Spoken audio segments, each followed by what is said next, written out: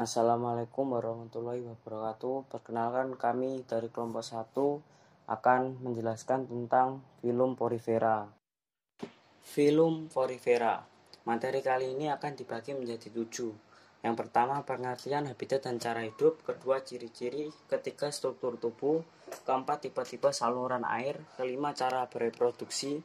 Keenam, klasifikasi berdasarkan spikula. Ketujuh, peran bagi kehidupan. Pengertian habitat dan cara hidup.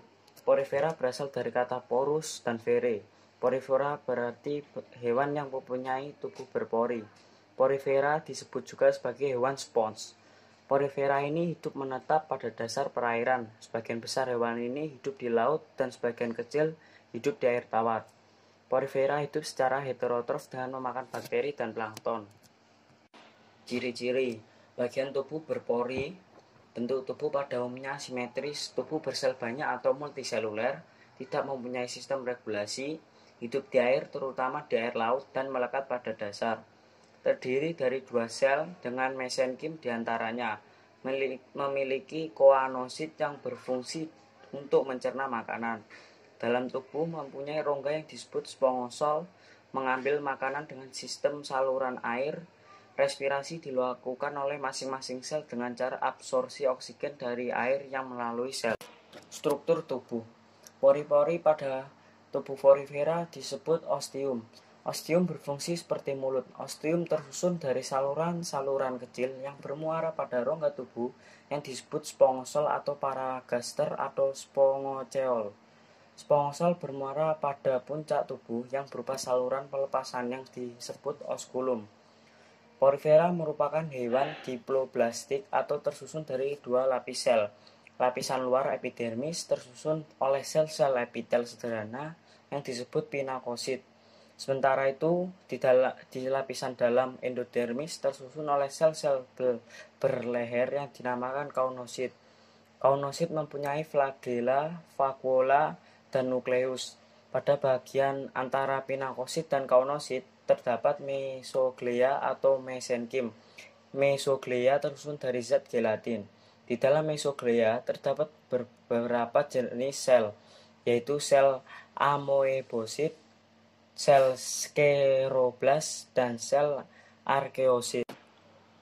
Porifera memiliki saluran air yang unik. Air masuk melalui dinding tubuh yang berpori. Sementara itu, makanan yang masuk bersama air dicerna di dalam kaunosit. Setelah dicerna, zat makanan diedarkan oleh sel-sel amoebosit ke sel-sel lainnya.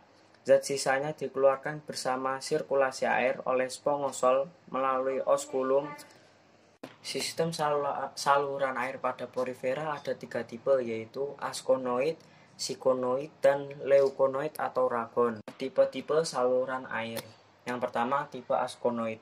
Tipe ini merupakan tipe yang paling sederhana. Lubang-lubang ostium pada tipe ini langsung dihubungkan dengan saluran lurus yang menuju spongosol. Contoh, Leucosolenia sp. Yang kedua, tipe sikonoid. Pada tipe ini, lubang-lubang ostium dihubungkan dengan saluran yang bercabang-cabang ke rongga-rongga yang berhubungan langsung dengan spongosol. Rongga-rongga ini dilapisi oleh kaunosit, contoh Sipa sp. Yang ketiga, tipe leukonoid atau ragon. Pada tipe ini, lubang-lubang ostiumnya dihubungkan dengan saluran yang bercabang-cabang ke rongga yang sudah tidak berhubungan dengan spongosol, contoh Spongia sp. Cara bereproduksi. Cara bereproduksinya sendiri dibagi menjadi 2, yaitu generatif dan vegetatif. Generatif terjadi melalui penyatuan sperma dan ovum yang dibentuk oleh arkeosit dalam mesenkim. Zigot yang terbentuk tumbuh menjadi larva bersilia, amfiblastula yang keluar melalui osculum dan tumbuh menjadi dewasa. Vegetatif, dengan cara membentuk tunas dan tunas dalam yang disebut gemulae. Gemulae ini dibentuk bila keadaan lingkungan menjadi buruk. Porifera bersifat hermafrodit yang berarti masing-masing individu berfungsi sebagai jantan dan betina dalam reproduksi seksual dengan cara menghasilkan sperma dan sel telur.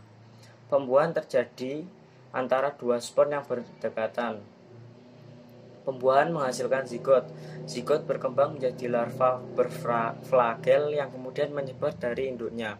Jika larva ini menempel pada substrat yang cocok, maka akan tumbuh membentuk spons dewasa. Spons memiliki daya regenerasi yang besar. Klasifikasi berdasarkan spikula. Yang pertama, kelas Calcarae atau Chalcispongiae. Rangka tubuhnya bersifat kalkareus. Hal ini karena spikulanya mengandung kalsium karbonat. Sebagian spikulanya membentuk monakson dan triakson, sehingga tampak seperti duri-duri. Anggota kelas ini banyak tersebar di laut dangkal di seluruh dunia. Contoh Skipa sp, Serantia sp, Sikon sp, Leucon sp, dan Clatrina sp. Yang kedua, kelas Hexacetinellida. Spikula mengandung banyak benang silikat atau kresik.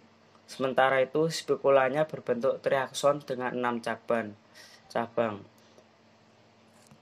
Bentuk hewan-hewan pada kelas ini menyerupai gelas silinder atau corong. Contoh Euplecatella, Aspergillium, Peronema, dan Hyalonema sp. Kelas Demospongia bertulang lunak dan tidak mempunyai rangka. Apabila ada yang memiliki rangka, rangkanya tersusun dari serabut spongin dengan spikula dari zat silikat. Bentuk spikulanya ada yang monakson, ada yang tetrakson. Contoh Euspongia sp, Kalispongia sp, Cleonia sp, Philospongia sp, dan Spongia sp. Kelas Stereospongiae. Rangka tersusun atas kristal kalsium karbonat yang terjalin dalam serat-serat spons sehingga tampak seperti batu koral.